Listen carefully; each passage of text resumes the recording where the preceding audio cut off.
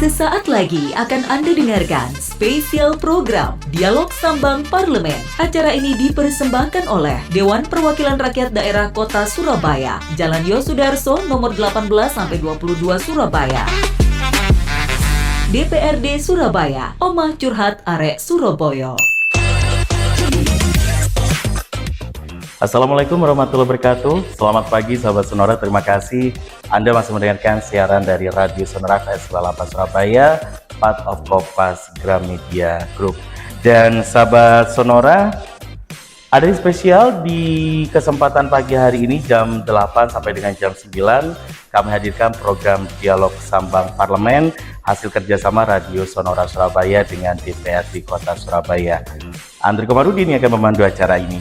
Nah, sahabat Sonora, memperingati HUT-nya yang pertama Kebun Raya Mangrove Surabaya, Pemkot Pemerintah Kota Surabaya ini sudah umumkan sejumlah rangkaian acara yang bertema setahun bersama mangrove merajut asa untuk masa depan. Nah, acara-acara ini akan berlangsung selama 3 hari, mulai dari tanggal 26 sampai dengan 28 Juli 2024 berlangsung di Kebun Raya Mangrove Gunung Anyar, Surabaya.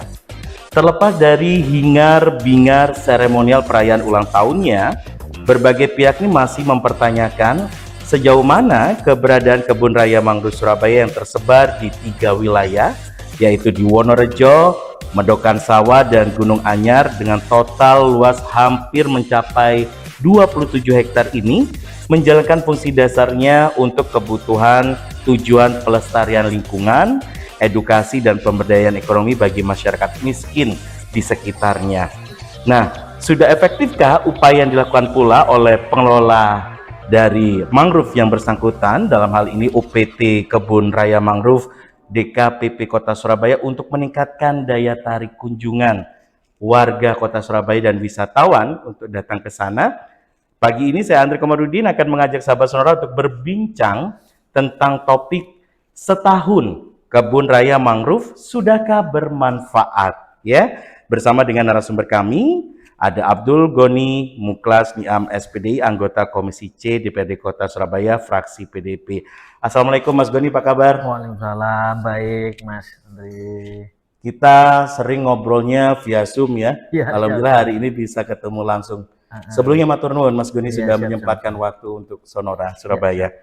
Baik, sahabat Sonora, kami ingatkan untuk Anda semua, kalau acara ini selain bisa Anda dengarkan melalui siaran radio di gelombang FM 98,0, Anda juga bisa mengakses audio streaming kami di www.sonora.co.id, play menu Surabaya.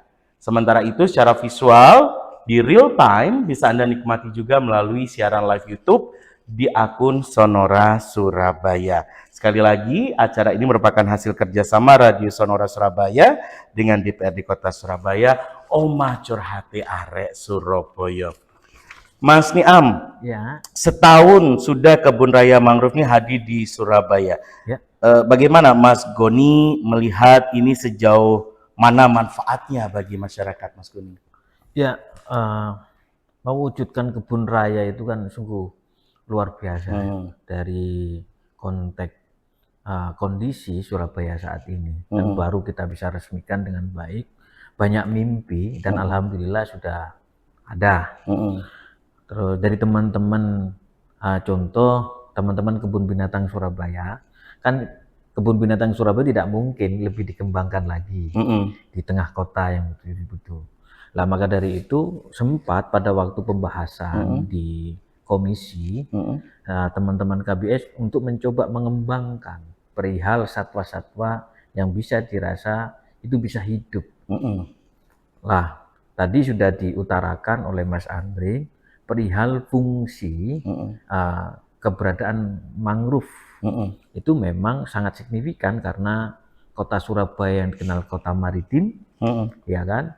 Sehingga contoh di wilayah saya kan tidak ada semacam banjir rob, karena fungsi mangrove berada di garda depan untuk menjaga air laut itu masuk ke kota.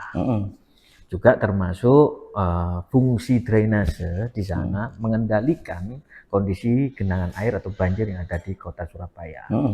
Nah, sejauh ini saya melihat kalau hanya sekian hektar itu dirasa sangat kurang menurut saya.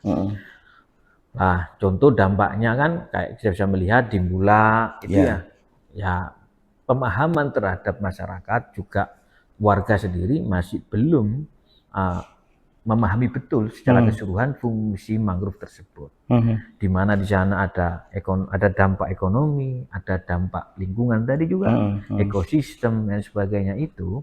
Sempat ada beberapa penelitian, jadi burung apa ya, namanya kalau teman kuntul itu sempat dideteksi sampai keluar kalau bersih tidurnya di sana. Lah, ini kan semakin menarik cuman problemnya adalah kalau di sisi kita melihat sejauh ini gaungnya memang tidak ada tuh. Karena apa? Tidak banyak event-event yang ada di sana. Lah kan harusnya terkoneksikan dengan baik. Jangan terus sifatnya teman-teman hanya sebatas seremonial saja. Lah kalau seremonial saja ini kan repot. Makanya saya menghimbau kepada warga kota, kalau semisal kan kita punya destinasi wisata. UMKM itu juga ditata dengan baik di sana di beberapa tempat. Ya seyogianya warga kota ini mungkin mainlah ke tempat destinasi wisata yang sudah ada.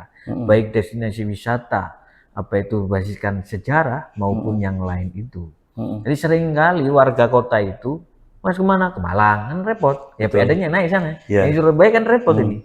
Ya kita bangun dengan baik dengan kemampuan APBD yang begitu lumayan besar, itu kan seyogyanya ada kemandirian ekonomi dan peningkatan kesejahteraan buat warga sekitar.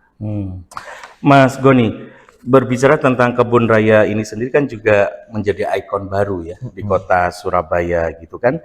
Nah, sebagai wilayah pesisir lah, bahasa sederhananya seperti itu.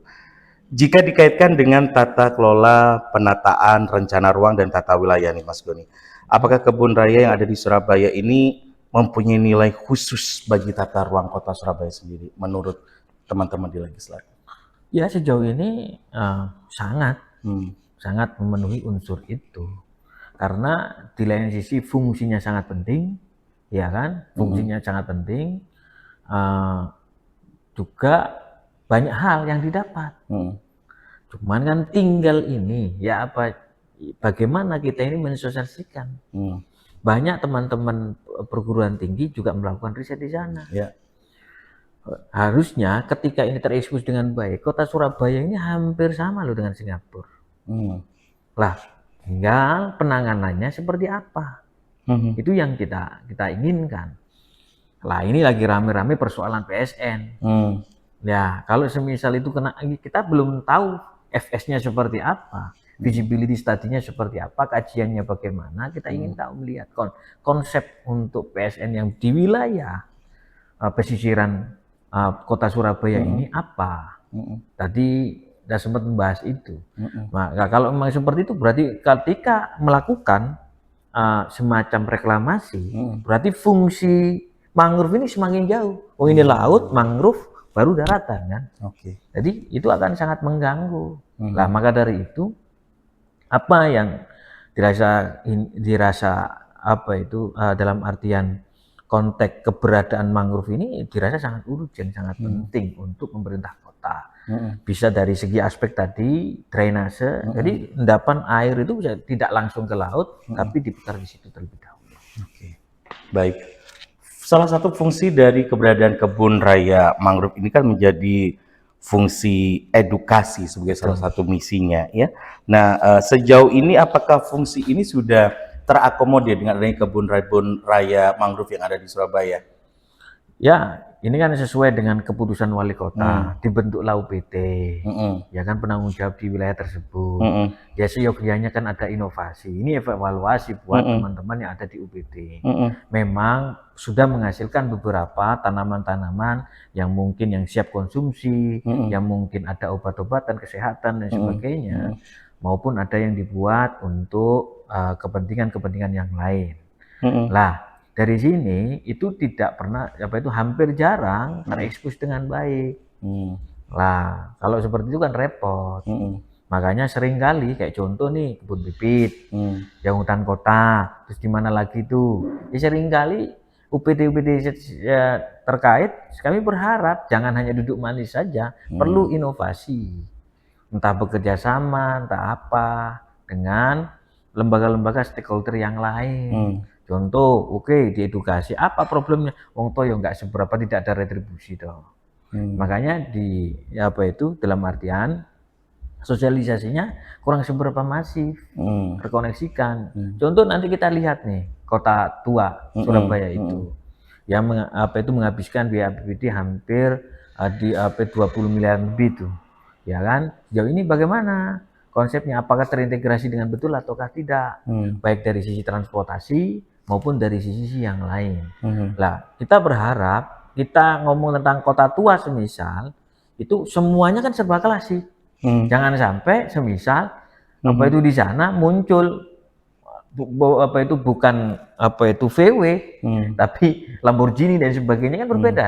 Harusnya kan dalam artian kita membangun itu. Lah sama dengan di mangrove, apa aspek edukasi? Berarti apa yang bisa semisal teman-teman SMK maupun teman-teman di SMP, teman-teman SD bisa melakukan transfer ke Nulit. Ya bukan hanya berbasiskan di dalam kelas, tapi bisa keluar. Bisa dilakukan, tinggal show-of-nya bagaimana menjaga hutan kota itu atau mangrove itu menjadi lebih baik lagi dan berkembang. Menarik, Mas Goni. Parameter paling gampang suksesnya sebuah destinasi wisata baru, termasuk mangrove kebun raya mangrove ini adalah tingginya tingkat kunjungan ke destinasi itu. Dan itu sekarang ya masih menjadi catatan ya. Bagi UPT pengelola setempat ya. Terbukti secara angka masih minim kunjungan ke sana. Nah iya, sama seperti contoh nih THP. Dari data wisatawan yang masuk ke kota Surabaya sampai tahun 2023 ini, itu kan hampir 2 jutaan. Makanya sejauh ini disebut Porapar, dari teman-teman yang ada di Dinas Pariwisata, itu harusnya bisa melihat potensi-potensi yang untuk digali lebih optimal lagi, sehingga kota ini semakin berdaya. Contoh kesiapan SDM-nya bagaimana, ya kan kita bisa melihat THP sudah mulai berbenah tuh. Ya kita akan melakukan, berharap jangan sampai berpikiran masih tradisionalistik. Pondasi itu tetap harus dicanangkan betul. Inovasi bagian dari itu, menarik menurut saya. Tapi jangan sampai merubah struktur pondasi yang sudah dibuat. Jadi kayak semisal contoh nih PSN, makanya kan kita lihat kajiannya seperti apa, visibility study-nya bagaimana, apakah nanti akan merusak ekosistem yang ada. Kalau merusak ya pasti kita akan lawan, kita akan tolak. Lah contoh mangrove, kenapa ya kita munculkan dalam artian fungsinya ada apapun itu, dan itu diresmikan oleh Ibu Megawati Soekarno Putri. Lah maka dari itu saya berharap teman-teman yang dari dinas terkait lebih show-of, dalam artian mensosialisasikan, entah bekerjasama dengan Instagramable, entah bekerjasama dengan teman-teman media dan sebagainya, untuk mempublikasikan wilayah-wilayah wisata yang ada di kota Surabaya, sehingga pendapatan PAD pemerintah kota Surabaya bisa naik. Itu yang kita harapkan. Nah, potensi itu kan sebagai kota yang bergerak di bidang jasa dan perdagangan ini, sebagainya kan bukan hanya itu saja, tapi kan bisa berkembang yang lain. Itu yang kita inginkan. SDM-nya juga harus mumpuni. Itu kan repot kalau enggak beriringan bersama. Seakan menjadi sebuah beban, Mas Goni, ketika terbukti memang tidak banyak kota atau kabupaten yang bikin proyek kebun raya, apalagi kebun raya spesifik, mangrove pula di dalamnya, gitu kan? Ya karena memang secara topografi ada yang tidak mendukung. Tetapi ketika kita flashback diresmikan langsung oleh tokoh nasional, ini tentu menjadi parameter ke depannya. Jangan sama euforia peresmiannya aja, orang-orang penting datang, tetapi keberlanjutannya gimana. Nah ini serasa inline juga Mas Goni kalau dihubungkan dengan masalah aspek penataan wilayah dan juga pemberdayaan nelayan, pesisir khususnya ya, di proyek kebun raya mangrove ini. Sejauh mana Anda melihat itu sudah inline atau belum? Ya, kalau dari kacamata ya kondisi existing, kondisi real di lapangan, ya jauh dari harapan. Kita tuh sumber daya manusianya. Contoh nelayan wisata yang ada di DHP. Sejauh ini sangat sulit dikendalikan. Ya karena dari aspek SDM. Ada wisatawan asing datang ke sana, ya apa? Dia berkomunikasi secara aktif mana bisa, bahasanya sudah berbeda. Sementara para pedagang yang di sana ya juga repot. Ya, maka dari itu seyogianya pemerintah kota melalui dinas UPD atau UPD terkait ya harusnya melakukan pendampingan. Contoh, ini menarik apa itu kebijakan-kebijakannya Pak Wali Kota melalui semisal ada bimbel dan sebagainya, sehingga anak-anak muda generasi berikutnya itu diberikan wawasan terkait dengan kondisi wilayah masing-masing dan diantaranya penambahan skill komunikasi, ya kan, ada les bahasa dan sebagainya, sehingga mereka bisa beradaptasi dengan cepat. Contoh nih, ada wisatawan asing datang ke sana, tapi kita tidak bisa berbuat apapun, malah mereka cenderung kan repot. Yang saya kemukakan kan sama seperti kalau misal di Bali, kenapa bisa cepat beradaptasi? Karena warganya sangat open mind dalam artian terbuka menghadapi segala perubahan, tapi pondasi kebudayaannya kan tetap terjaga dengan baik. Itu yang kita harapkan. Contoh kalau di wilayah pesisir, harusnya coba gagas dong, semisal kampung nelayan. Bagaimana karakteristik atau semisal bikinlah semacam kutit-kutit di sana kecil-kecil. Dia merasakan betul hawa bagaimana menjadi seorang nelayan. Ini kan menarik. Walaupun dirasa tingkat perekonomian mereka rendah juga. Makanya jangan kaget di sana, repot. Karena mereka terbelit hutang dengan para rentenir. Sementara manajemen hidupnya itu kan amburadul, repot. Ya saya sudah berulang kali, riset itu masih ada yang kita lakukan. By name by address, nama lengkap ada. Dari 611 nelayan lulus rata pendidikannya kita bisa ketahui. Rata-rata itu lulusan SD. Ya bagaimana bisa diajak maju? Kalau tidak diberikan pendampingan, pengembangan, bagaimana kita cara berkomunikasi yang baik terhadap semisal orang lain, terus tata bahasanya seperti apa, bisa tidak berkembang, bagaimana bisa meningkatkan, kan kunci pengentasan kemiskinan kan pendidikan, teorinya itu. Dan sejauh ini dilakukan tidak. Nah, kalau seperti ini kan repot. Contoh banyak hal, mereka masih mempercayai dunia klinik, tidak kesehatan, ketika sakit masih aja dibawa ke orang pintar, kan repot. Pintarnya jalan tanda kutip, kan repot juga. Budaya-budaya kita ini kan. Baik. Iya. Baik. Mas Goni, keberhasilan sebuah destinasi wisata, entah itu konsepnya kampung wisata, kebun raya, kota lama, kota pantai, apapun konsepnya adalah adanya keterlibatan masyarakat setempat secara langsung. Dalam hal tidak hanya sebagai penggerakan di bidang perekonomian saja, tetapi juga secara pengelolaan, gitu ya, juga dilibatkan. Karena itu akhirnya muncullah kelompok Darwis, kan istilahnya. Darwis kan. Sadar wisata. Nah, di konsep kebun raya mangrove ini gimana keterlibatan Darwis itu?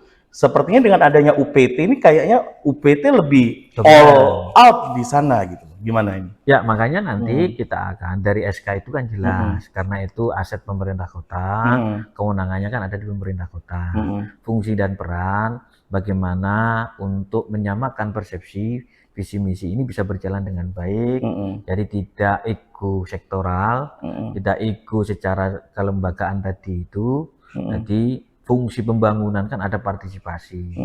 Memang sejauh ini kan itu merupakan proyek dari kementerian yang bisa kalau bisa pembangunan itu bisa dinikmati oleh masyarakat dan warga kota di situ.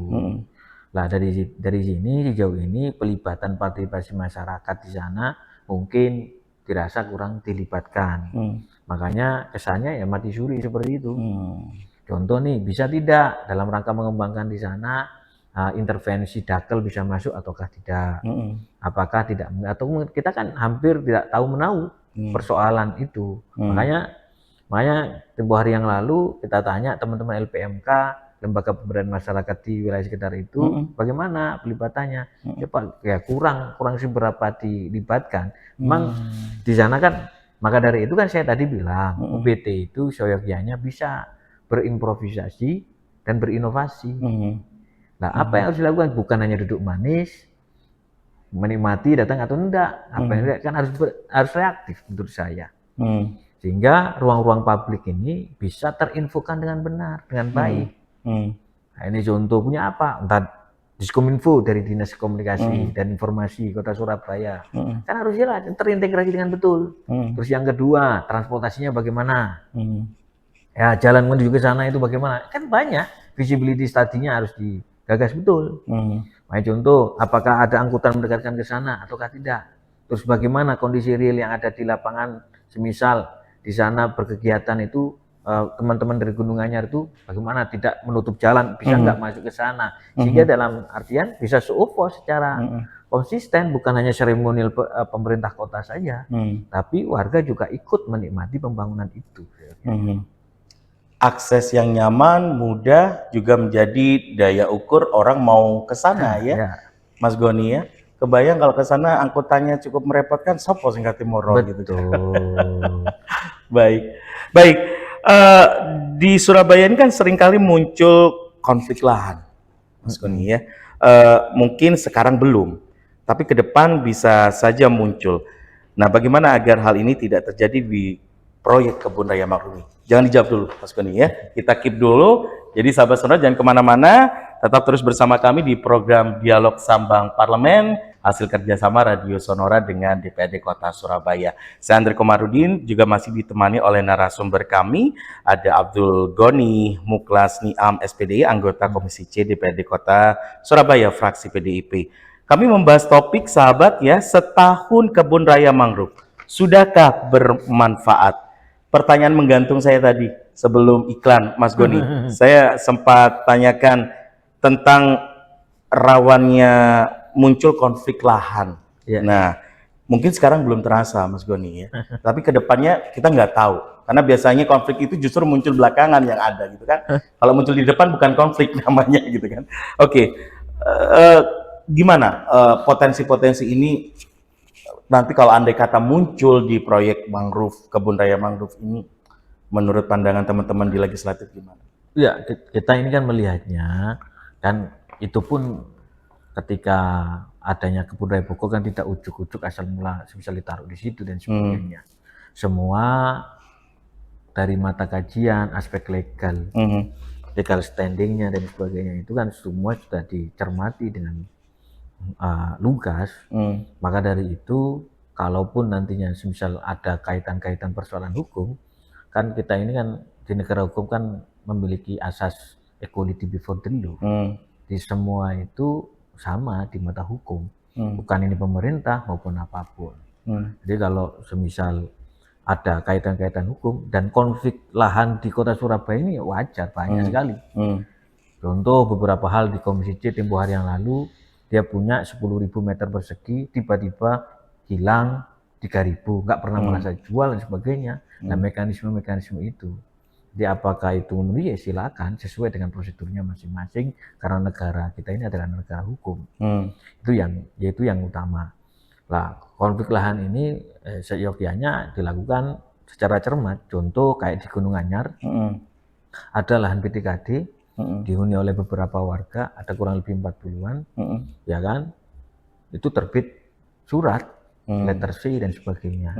Terus habis itu ketika PTSL, diajukan PTSL, rame-rame lah program Pak Joko Widodo itu, program pemerintah PTSL, berturut-turut ke sana, ditolak semua. Ternyata hanya satu yang lolos, padahal itu tanah PTKD. Satu lolos, lah kan kacau nih, apalagi di tengah-tengah itu. Nah, itulah lahan aset pemerintah kota, akhirnya BPN akan merekomendasikan untuk memblokir. Nah, itu kan dilakukan oleh oknum-oknum yang tidak bertanggung jawab. Nah, maka dari itu saya berharap ya seyogyanya, mumpung kalau memang itu ada alat bukti yang memenuhi unsur untuk dilakukannya proses hukum, ya silakan saja. Oke. Nah, Di beberapa wilayah ini ada juga pemanfaatan kebun raya dengan menggandeng pihak ketiga, ya. Katakanlah kalau kita ambil di kebun raya Purwodadi, Ya. itu pengelolanya sekarang pihak swasta kan. Kemudian bagaimana dengan yang di Surabaya ini? Apakah cukup oleh Pemkot saja atau nanti kedepannya seyogyanya rekomendasi dari legislatif juga harus ada investor yang digandeng? Ya, ya. Ya makanya kan banyak hal, contoh perihal aset-aset, makanya kan dengan kota smart city, asetnya kan yang berjalan.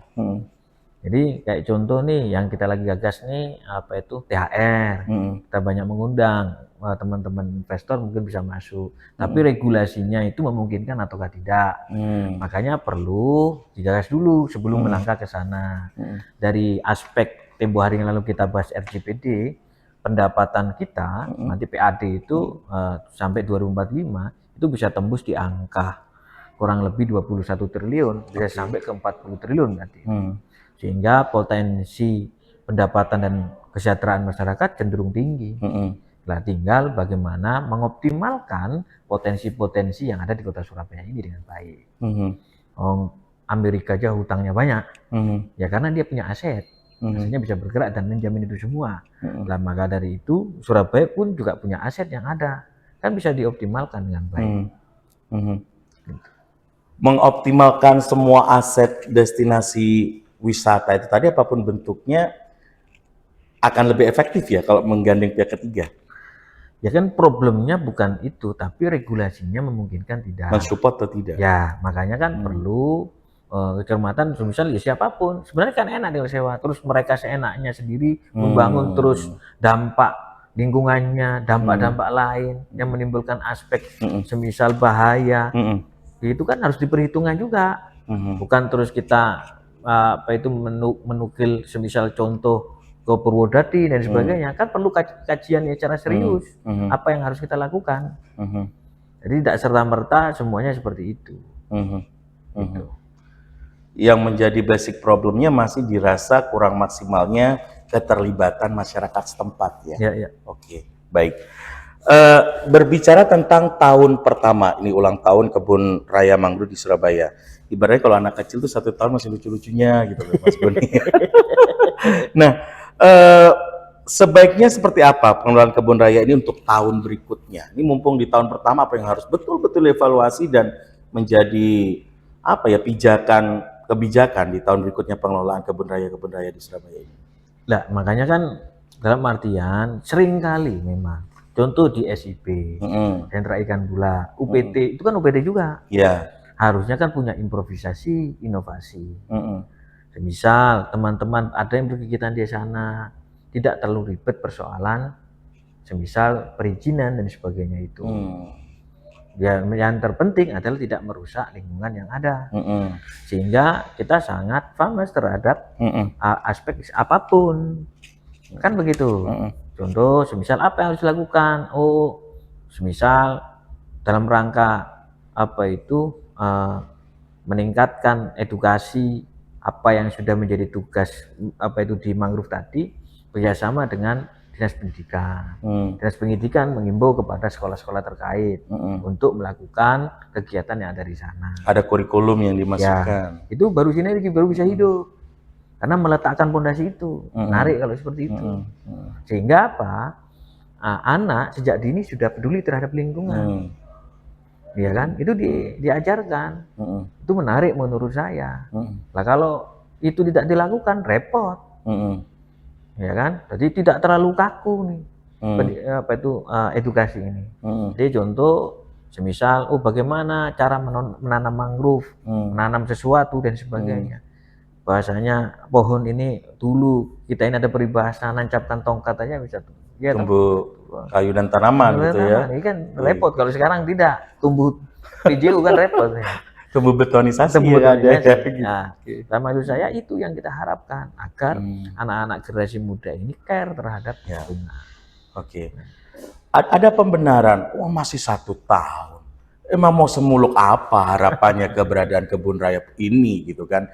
Nah kan memang butuh proses untuk bisa bermanfaat, untuk bisa terpromot. Apa komentar Anda?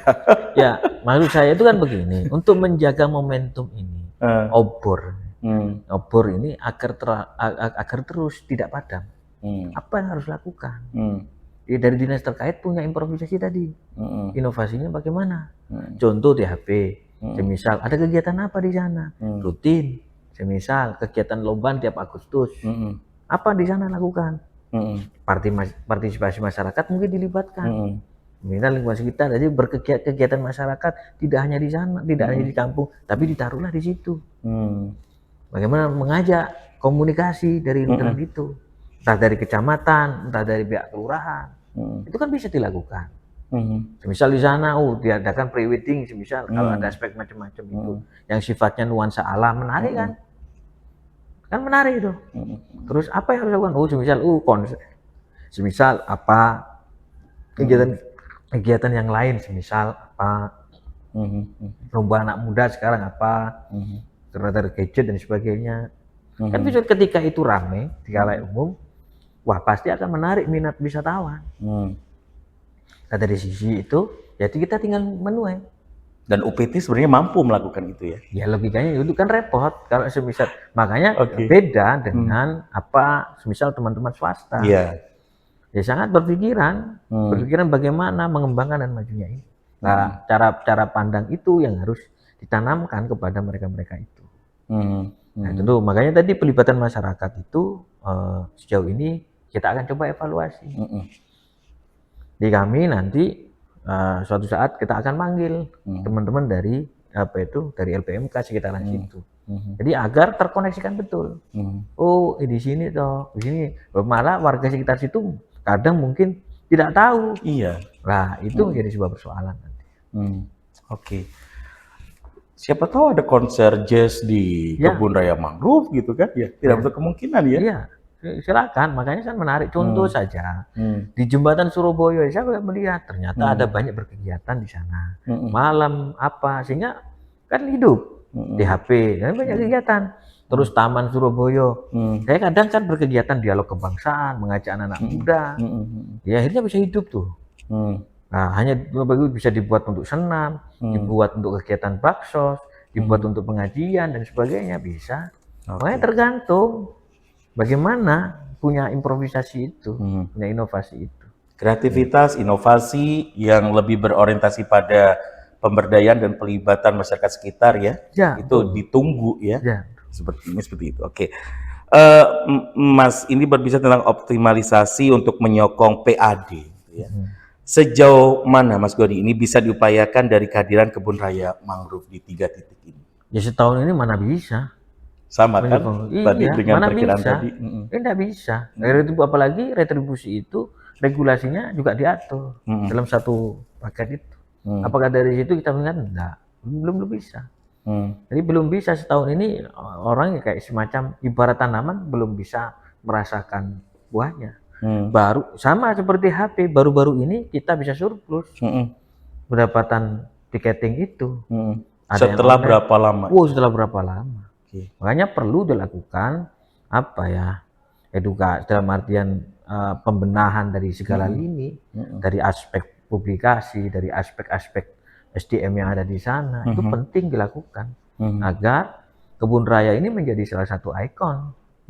Ya kayak contoh nih yang didapat Kota Tua, apa yang kita dapat? Kita tidak pernah menarik retribusi. Dan makanya harus disiapkan semuanya dari aspek transportasi, dari aspek hal yang lain. SDM-nya layak tidak masyarakat sekitar situ. Bagaimana kehidupan yang ada di Kota Tua itu kan harus menunjang di beberapa sektor yang lain. Harusnya ini ditangkap oleh teman-teman di wilayah sekitaran situ. Sangat memungkinkan sekali ya sebenarnya UPT ini membuat paket wisata berbasis pantai gitu ya. Ada beberapa destinasi wisata yang juga ada di daerah nelayan dan perkampungan nelayan serta pantai. Nah, tidak untuk kemungkinan juga harusnya kedepannya bekerja sama dengan para travel ataupun juga dengan hotel membuat paket wisata bersama gitu ya Mas? Ya bisa saja kan banyak hal. Makanya saya seyogyanya ayolah kita coba serius tidak nggarap ini. PAD sudah dibuang di sana dan kita pasti akan dimintai pertanggungjawaban kepada oleh warga. Lah Kalau ini dikelola the right man and the right place ini, menempatkan sesuatu pada tempatnya ini kan bagus. Gampangan parameternya, tolak ukurnya apa? Keberhasilan sebuah proyek destinasi wisata itu bagi pengentasan masyarakat miskin di daerah itu. Meningkatnya pendapatan perekonomian semata atau ada indikator Ya, lain? kalau pariwisata kan pengunjung. Ya kan bisa dilihat pengunjungnya bagaimana. Nah, semisal makanya dari mangrove ini apa yang menjadi daya tarik ini? Semisal adakah awal-awal visualisasinya luar biasa tuh. Konsisten apa tidak? Ya kan? Visualisasinya luar biasa. Sejauh ini apa? Ya harusnya kan bisa melihat potret yang bisa dieksploitasi di sana itu apa? Sehingga semisal diadakan pemerintah kota lomba foto semisal. Foto alam yang ada di sana kan bisa tuh. Semisal apa itu ekosistem yang ada di sana bagaimana? Harus ada iconic event ya yang menjadi karakternya kebun raya. Betul. Itu ya. Contoh nih di Bali, eventnya apa? Ada kegiatan itu, sanggar apa, tari, leak dan sebagainya. Sehingga akan muncul rentetan-rentetan perekonomian itu. Ya gitu, muncul parkir, muncul yang lain, muncul UMKM, kan banyak hal. Nah kalau itu konsisten dilakukan, menarik. Nah kalau semuanya diserahkan ke pemerintah kota, ya repot. Nah, makanya kan eventnya apakah skala nasional, apakah skala internasional atau sebagainya. Itu yang harus dilihat secara mata. Semisal masyarakat di sana pun juga bisa terlibat berpartisipasi secara aktif juga harusnya. Nah kalau semisal di lingkungan sekitar saja tidak mendukung, ini kan repot juga. Nah, Mas Goni kan sering banget ya melakukan pengawasan langsung. Saya ikuti jejak rekam Anda di media, proyek-proyek yang berbasis pantai dan nelayan. Gitu. Ya. Selalu Mas Goni ditanyakan, impact-nya untuk masyarakat sekitar apa? Gitu kan. Ya. Perekonomiannya gimana? Gitu kan. Emang apa sih yang menjadi permasalahan mendasar kok tidak bisa sukses on target gitu? Satu, SDM-nya kan harus didata. Kadang masyarakat alergi terhadap teknologi, kan butuhnya cash. Kadang itu kan repot juga. Padahal itu cukup pakai QRIS dan sebagainya, itu kan sudah didata. Sehingga kita benar, sementara orang-orang dari luar itu kan suka terhadap transparansi yang teknologi ini, gitu simpel. Lah kita masyarakat mau diajak maju repot juga. Udah akhirnya kayak gini repot kita. Dari berbagai macam kegiatan saya itu alhamdulillah ada tuh semisal para nelayan yang selain menangkap ikan juga mendapatkan wisatawan dari ramainya itu. Sehingga mungkin hal yang lain, ini para pemancing ada sensasi yang berada semisal di di daratan memancing, semisal itu kan di tempat-tempat kolam pancing yang tidak ada tantangannya. Kalau di laut ada tantangannya, angin, ombak, itu kan bisa membuat hal sensasi tersendiri. Ya, nah, experience kan macam-macam kayak gitu. Lah maksud saya ya itu tadi Pokdarwis, kelompok sadar wisata itu melalui teman-teman Karang Taruna bisa di depan.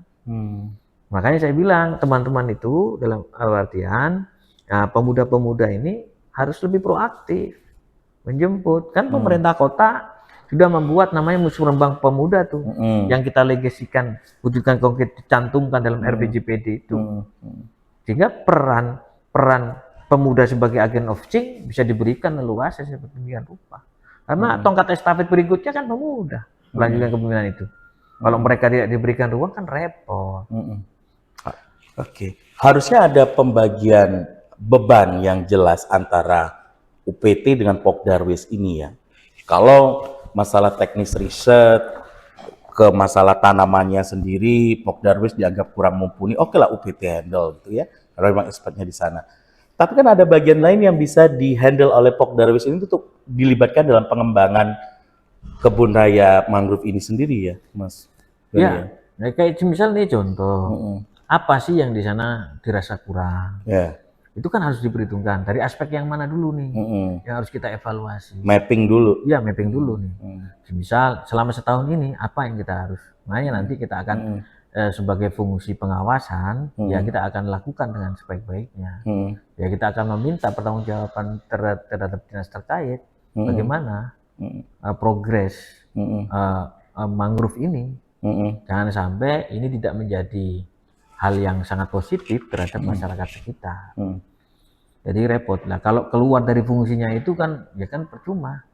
Apa yang telah kita buat, belum lagi sedemikian besar uang yang dikeluarkan, dana yang dikeluarkan, sehingga tidak berimpact apa yang kita tujukan itu. Jangan sampai rutinitas tanpa makna. Itu yang kita buang jauh-jauh itu. Maka dari itu kita bisa melihat aspek-aspek hal yang dirasa itu kurang, kita akan coba benahi. Dan ini menjadi momentum, sekali lagi ulang tahun pertama, oke lah euforia, orang biar lebih mengenal nih kebun raya gitu ya.